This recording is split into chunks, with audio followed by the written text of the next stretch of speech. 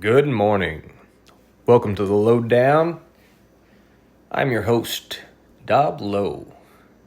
Thank God we're back on this beautiful Freedom Friday.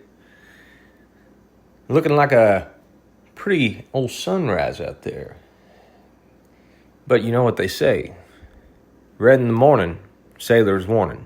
Red at night, sailor's delight. So if you don't trust the weatherman like I don't trust him, sometimes you can just poke your head out the door there. You can look out and see if you got a big, pretty red sunrise, it might rain today. That's about as good as the weatherman guesses, so just do it yourself. All right, guys, we got all kinds of things to talk about on Freedom Friday. I thought maybe some of you guys would like this. I built a little $8 Lego biplane.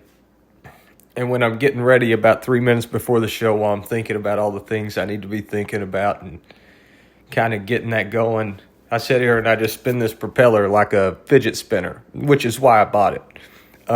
Immensely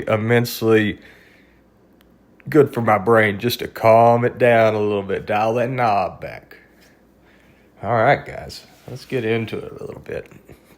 My first order of business today, here, is let's talk about heroes for just 1 second, because I think men who work a job, women who work a job to provide for their family, they work a job they hate, and they do it without groveling and pouting and being mad at the world every day, and they keep going and they keep going. Those are our heroes, guys. Those people probably never get the credit they deserve, and they do it anyways, because they don't do it for credit. They do it because they love a family. They love an idea. And guys, I hope you don't work a job you hate for your whole life. Life is far too short to do that. But I do understand if you live in an area that's not got a lot of work in the area, or if you're restrained to a certain type of work, especially for like a disability or something, I understand you might have to do a job you hate. But don't let it be the end goal. Always keep trying to grow, keep trying to find a better thing. And sometimes you might hate a good job. And if that's the case, then you better just figure out a way to get that medicine down. Don't hate it. Don't hate it. For real though, I see you guys out there. You're my heroes. Keep chipping away at the old block. The second order of business today, in case you're wondering, let's talk about food. Let's talk about food and cooking. Me and my wife, we both really love to cook. And we both love food. Different kinds of food, but it is what it is. And cooking's one of those things that has slowly started to diminish over time, right? Grandma used to set the table with 10 different serving options. The world got busier. Then the next generation did 3. Now my generation does Wendy's. Now there's DoorDash. Cooking might not ever recover. It really might not. But guys, I want to get a thought to you. We put prisoners on death row. We don't ask them, what's the last movie you want to watch? What's the last book you want to read? We ask them, what's the last meal you want? I've spent enough time away from good food in the desert and places that I know how important food is. Kind of went without good food for long periods of time. And at some point, there will be a conversation that will last for hours about favorite foods. And so we've got this just little dilemma going on here where nobody wants to cook anymore, right? Because it takes work, there's dishes, you have to go to Walmart and deal with people to get your food that you're going to cook, all these types of things. But I'm telling you, you're doing more than cooking. And if you have some kind of like anxiety issues, or maybe you're just not proud of yourself, stuff like that, you don't need to go do the impossible this weekend, right? Let's make you proud of you this weekend. And you don't have to set out and go do something impossibly cool to make yourself proud of yourself. And you don't have to spend $1 million.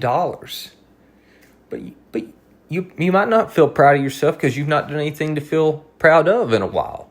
That's very real too. We don't have to act like that's not true. Not everybody needs to pat your back and tell you you're doing great. Maybe you're not. A good little place to start is cook something that's undeniably good. Cook something that is so good that you don't forget about it. That the person you share that food with does not forget about it. And that's another thing. Share your dinner time with people. Put the phone down. Have a conversation with people. Don't eat in the dark. Even if you got to FaceTime a friend, you can hit the mute button while you're chewing and then respond. You know what I mean? There's a million ways to do this, but we all remember food from certain people who have passed on from this life. Maybe a grandmother who used to make the best mashed potatoes. Whoever used to make your birthday cake. Maybe you still remember the taste of that all these years later. Make that for yourself. And I'm telling you, I think you might feel a little pride just start to well up in there. And then just keep doing it, right? And the next thing you know, you're cooking 7 days a week. Amazing food for half the price it costs to eat out. And everybody wins. So that's my little spiel on cooking. I watched my wife yesterday bake all day, making homemade doughs, and we were watching yeast rise up in a bowl, and basically a science project. And she just made this food that I realized, you're probably never going to get anything like this again. And I wonder how many people aren't getting that inside their own home. So I just felt very lucky.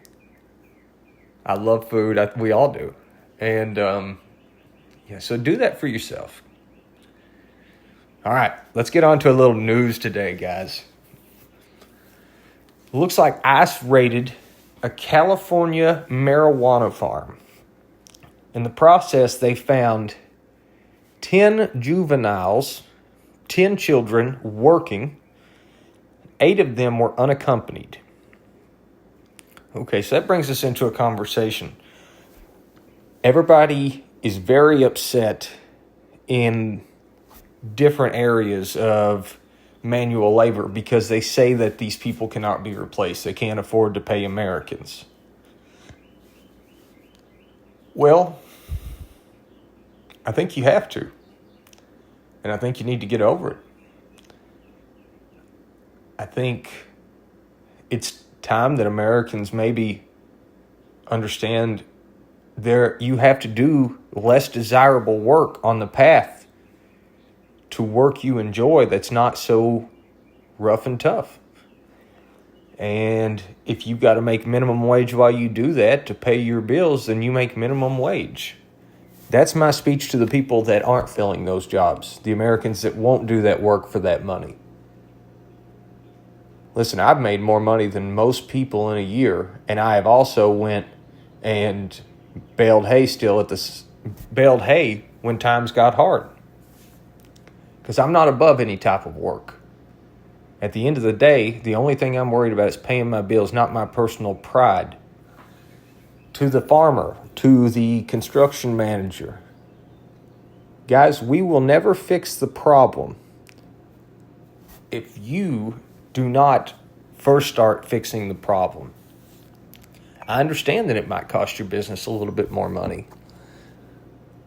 I understand that it's hard to find people. But we have to do something, right? We've got to have American laborers. And if we simply just keep not hiring American laborers, we're going to get to a point where nobody, for one, knows anything about laboring. And for two, they feel that it is 100% beneath them. Not to mention the economical risk you're taking. You're basically taking a very short-sighted gain instead of playing the long game. So guys, I ask business owners, I ask farmers, I ask construction workers, hire young Americans. Hire young Americans. There are young Mexican Americans. Hire them. Just don't hire illegal ones. It's not hard to find out if they are here illegally or legally. So that's my spiel there. Looks like we got the next order of business. Iran, it's kind of like Vietnam, right? I always say it different depending on which day it is. Let's go with Iran today. They have created over a $40 million bounty to assassinate Donald Trump. These are our adversaries. They are not happy. They never have been happy. They live in the armpit of the world in a giant sandbox that's 140 degrees. I'd be mad too. They're mad. They also have lots of money. They have a $40 million bounty on your president's head. Think about the next time that we have to deal with these people. They do not love you. They do not like you. They do not want you to live and prosper. This is not your friend. Okay. Guys, I got my microphones in, so interviews are coming, which is exciting, right? I'm excited. I've never interviewed anybody. And it's not so much an interview. I don't have 60 minutes, or I am not 60 minutes the show. It's really me sitting down with somebody, being a genuine guy, talking to someone, and asking a couple of questions that maybe guide us in a direction for a conversation. I'm not just straight up interviewing anybody, but they're coming.